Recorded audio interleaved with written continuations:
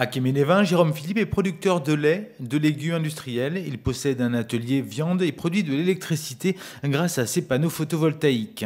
Comme beaucoup d'agriculteurs, il diversifie ses productions. Il y a quelques années, quand le prix du lait baisse, automatiquement, c'est catastrophique parce que du coup, on se retrouve avec une grosse baisse de revenus. Donc moi, je compense en fait cette baisse de revenus par justement la vente de bœufs, de génisses à viande ou des légumes industrie qui, quand même, quand on travaille bien, nous rapportent quand même correctement. Formé à l'insémination, il a investi dans un détecteur de chaleur. Grâce à ce boîtier, il connaît l'état de ses vaches en temps réel. Ça relève en fait l'activité de certaines vaches qui ont un collier, certaines vaches ou génisses. Donc du coup, ça me permet de détecter les chaleurs sans les surveiller. C'est-à-dire que c'est l'appareil qui surveille pour moi. Et donc du coup, de les inséminer aussi au moment opportun. Hier soir, il m'est arrivé même une vache est en train de se faire traire, je l'ai inséminée en même temps, elle n'a même pas su. Donc du coup, pas de stress. Donc logiquement, c'est une réussite. Donc elle devrait prendre veau. Inséminer ses vaches lui permet aussi d'améliorer la génétique de son troupeau en pratiquant un croisement industriel. Et donc, du coup, ce qui me permet d'inséminer toutes mes génisses en semences sexées avec 90% de chances d'avoir une femelle. Donc avec ça, j'ai quasiment suffisamment de renouvellement pour mon troupeau. Et donc, ce qui me permet à côté de faire du croisement industriel et de garder tous ces bêtes, aussi bien les mâles que les femelles, pour les élever sur mon deuxième site distant de 4 km d'ici. Jérôme est un bricoleur éclairé. Ici, il a posé des panneaux sous ses veaux pour conserver la chaleur. Grâce à un moteur électrique, il relève ses panneaux et peut ainsi vider la paille avec son tracteur.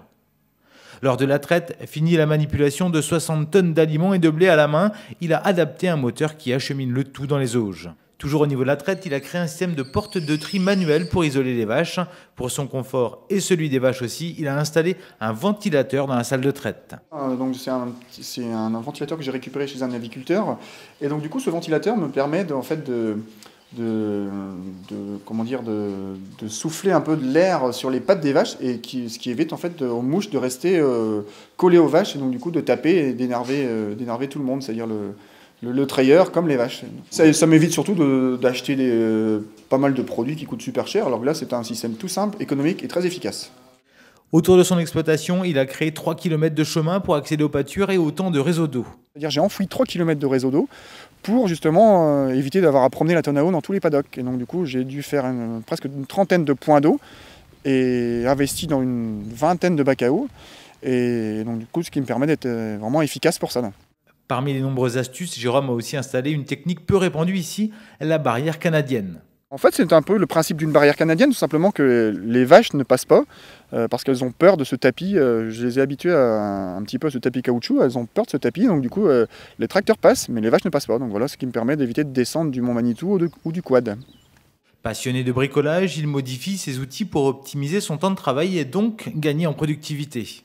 Tous les travaux que j'ai effectués en fait, depuis 12 ans que je suis installé, c'est pour mon confort de travail. À la base, mon but étant de gagner du temps, d'être performant à tous les postes. Donc automatiquement, pour gagner du temps, il faut essayer d'améliorer chaque poste. Donc c'est ce que j'essaye de faire, soit par l'achat de matériel neuf, soit par quelques petites améliorations comme on a pu voir tout à l'heure.